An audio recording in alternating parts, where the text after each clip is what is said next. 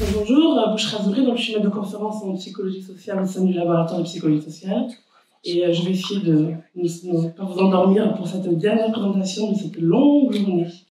Je remercie du coup Emilia parce qu'il a un peu ouvert la réflexion qu'on a eue avec les collègues là, avec lesquels on a mené ce travail de recherche, dans le sens où on s'est posé la question de savoir pourquoi présenter ces quelques résultats dans le cadre de cette table ronde-là, et ça nous semble tout à fait pertinent eu égard les questions que peuvent se soulever. Ah oui, je cherchais en fait j'avais pas vu. Voilà, c'est bon, merci. Que pouvait soulever du coup cette table ronde-là. Donc, quand on a réfléchi à cette table ronde-là, on s'est tout simplement posé une question, somme toute, assez simple, qui nous semblait importante de revenir dans notre discipline, en l'occurrence la psychologie sociale, et se poser la question, en quoi la psychologie sociale, quelle réponse la psychologie sociale, comment la psychologie sociale peut éclairer la question de la crise sanitaire. Ça nous paraissait la première chose importante à poser, et d'autant plus cette interrogation nous a semblé pertinente, tout simplement par rapport au contexte de la pandémie que l'on a vécu. Donc, pour rappel, on a pu observer donc, du coup, certains paradoxes, certains comportements contradictoires, des comportements contradictoires de santé qui sont venus, qui sont venus tout simplement nous aider à mobiliser la spécificité de notre discipline, à savoir le regard psychosocial. Ici, le parti pris de notre travail, c'est de penser la santé au sens large du terme, au sens multifacette. Okay, et donc, du coup, c'est à partir de ce moment-là qu'on s'est intéressé à la question du coup des comportements de santé pendant la pandémie, en mettant du coup la focale psychosociale qui nous permet d'analyser donc cette complexité au travers de différents ancrages, et c'est ça qui nous tient à cœur, d'ancrage idéologique, politique, symbolique, je vais y venir. Et la psychologie sociale nous a permis du coup d'apporter, et c'est un peu du coup ces questions qu'on a voulu échanger avec vous, ces échanges pour, comme le disait Emilia, enrichir les échanges autour de la table ronde, donc mobiliser certains cadrages théoriques, méthodologiques permettant de répondre pour commencer à répondre à ces questions-là.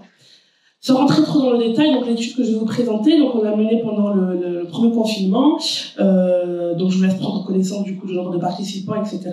Mais je vais rentrer directement dans le vif du sujet pour filer juste 3 grands résultats. Donc bien évidemment, l'idée n'est pas du tout de présenter des résultats exhaustifs, comme vous en doutez, mais juste de poser quelques bornes de réflexion pour échanger avec vous. Donc on s'est intéressé dans un premier temps à des variables somme toute très classiques en psychologie de la santé qui nous mobilisent, à savoir donc, des variables socio-cognitives, à savoir la gravité, c'est-à-dire comment je me sens, comment je me représente l'évaluation subjective du sujet par rapport à la maladie, la vulnérabilité, comment je me sens, quelle est mon évaluation subjective quant à mes capacités à faire face à la maladie et à la protection de la maladie, à l'efficacité, quelles sont toujours pareil, l'évaluation subjective que j'ai des moyens mis en place pour faire face à la maladie, et enfin l'auto-efficacité qui renvoie du coup à la quatrième variable par rapport du coup qui renvoie à la perception du sujet quant à ses compétences pour faire face à la maladie. Ici, ces 4 variables-là, c'est des variables sont toutes très classiques qu'on retrouve partout dans la littérature en psychologie de la santé. Maintenant, l'originalité de notre propos, c'est qu'on est venu interroger ces variables-là en les ancrant dans des ancrages éminemment sociaux. Rapidement, juste sans rentrer dans le détail, là vous avez donc quelques régressions, on s'est intéressé dans un premier temps à l'orientation politique, à savoir est-ce que l'orientation politique pouvait impacter le sentiment perçu de gravité. Si je m'arrête sur uniquement, j'ai l'impression que le Covid est une maladie grave, je pense que le Covid est dangereux, donc là ça renvoie au premier facteur qui renvoie à la gravité. Donc, juste, je ne vais pas préciser, mais ces 4 facteurs-là, on les retrouve notamment dans la théorie de la motivation à la protection.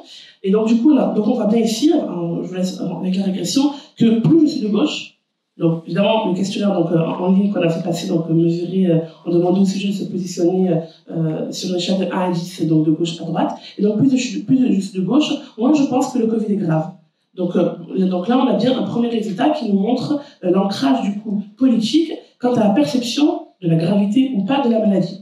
On s'est également intéressé en termes d'ancrage à ce qu'on a appelé la confiance dans les institutions. On a du coup mobilisé également ce positionnement idéologique. Et donc là, pareil, en regardant la régression, on se rend compte de quoi que plus j'ai confiance dans les institutions, plus je pense que le Covid est grave, que les moyens d'action existent et que je peux suivre les recommandations.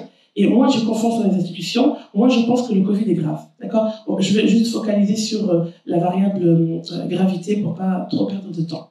Donc là, déjà, ces premiers résultats, donc ils sont vraiment en cours d'analyse, parce que, comme le disait Emilia, la course à la publication, mais sur ce coup-là, on a un peu, voilà, on a pris le temps de bien analyser ces données. Donc là, c'est en cours. Donc là, c'est ces premiers résultats de cette régression-là qui nous semblent vraiment intéressants, parce qu'ils sont venus quoi? Ben, ils sont venus interroger, in fine, qu'est-ce que la maladie, donc la maladie, le Covid, le virus qu'on a connu, etc., etc. Mais du coup, en l'interrogeant avec ces ancrages-là qui nous semblaient intéressants. Et ces résultats-là de cette régression viennent tout simplement faire écho à une deuxième une deuxième étape du questionnaire où on a fait dans ce qu'on appelle des associations libres qui sont, je ne rentre pas dans le détail, hein, mais la méthodologie classique que l'on utilise, notamment avec le cadrage conceptuel dans lequel on s'inscrit, qui est celui des représentations sociales. Pareil, je ne rentre pas dans le détail. On a demandé au sujet de nous donner des mots, expressions qui viennent à l'esprit quand on leur donne 3 mots inducteurs. Les 3 mots inducteurs, Covid, traitement contre le Covid, contre le Covid et solution contre le Covid. Et qu'est-ce qu'on remarque avec ces résultats-là? On remarque quelque chose de très intéressant qui vient en plus faire écho aux régressions qu'on avait juste avant, c'est que les éléments concernant la peur et l'angoisse, et en l'occurrence qui renverrait à la première dimension dont je vous parlais, qui renvoie à la gravité, on remarque qu'ils n'apparaissent pas, ou du moins très très peu. On voit que le mot peur apparaît, mais en 5e position, et de manière non significative au niveau de l'item inducteur Covid-19. Et donc vous remarquez évidemment qu'on ne retrouve pas du coup ces items qui renvoient à l'angoisse, à la peur, à la gravité de la maladie dans les deux autres items.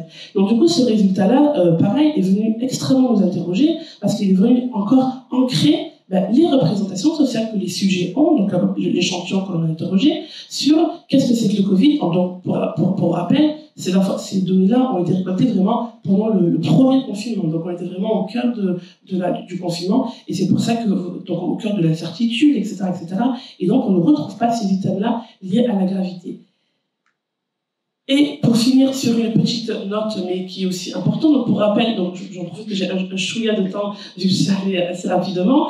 Donc le questionnaire, qu'est-ce qui nous a motivés à faire ce travail de recherche, hein? C'est tout simplement quand on a vu tout le débat public qu'il y avait autour du professeur Raoult, comme vous vous en doutez, à Marseille. Et en fait, c'est tous ces débats-là qui nous ont interrogés. Et dans notre questionnaire, hein, qui est un questionnaire donc assez long, hein, la passation durait assez long, entre 20 et 25 minutes. Donc, du coup, on a eu quand même beaucoup de gens qui commençaient à répondre et qui s'arrêtaient en cours de route, malheureusement.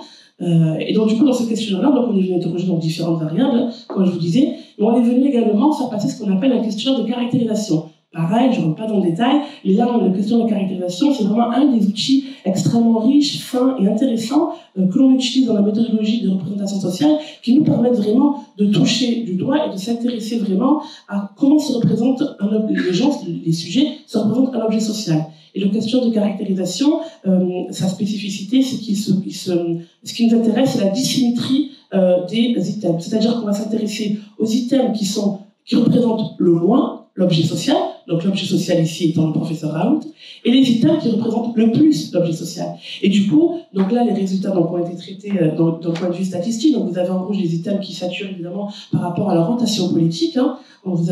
C'est ça qui est assez intéressant. Donc toujours pareil, l'ancrage politique ici qui nous intéresse. Et donc si je vous lis les résultats, donc quand on est de gauche, Raoult pour nous est un mégalomane, qui n'est pas du tout une victime de la chasse aux sorcières des élites parisiennes, qui n'est pas un sauveur, mais un professeur controversé, qui ne dit pas la vérité, mais qui est pour autant un scientifique renommé. Par contre, quand on est de droite, on estime que Raoult n'est pas un mégalomane, ni un escroc, mais une victime de la chasse aux sorcières des élites parisiennes, qui n'est pas un éliminé, mais un professeur controversé, parce qu'il dit la vérité, et qu'il n'est pas irresponsable. Alors, juste parce que je sens que Raoult, il va un peu nous réveiller pour la fin de la journée, les items ici... Ah, ça y est, c'est fini. Bon, le temps passe vite quand on s'amuse. Non, je m'arrête sur Raoult. Ah non, c'est parfait. Et le message, ce qui nous semble vraiment important, et la dynamique dans laquelle on inscrit notre travail, c'est que la maladie, en l'occurrence ici le Covid, parce que c'est le Covid qui nous intéresse, est éminemment une construction, est issue d'une construction idéologique, politique et symbolique. Et ça nous semble vraiment important de ne pas faire l'économie de toute cette réflexion-là dans le traitement et l'analyse que l'on peut faire de la maladie. Pardon, merci beaucoup. Merci à tous les trois pour vos présentations.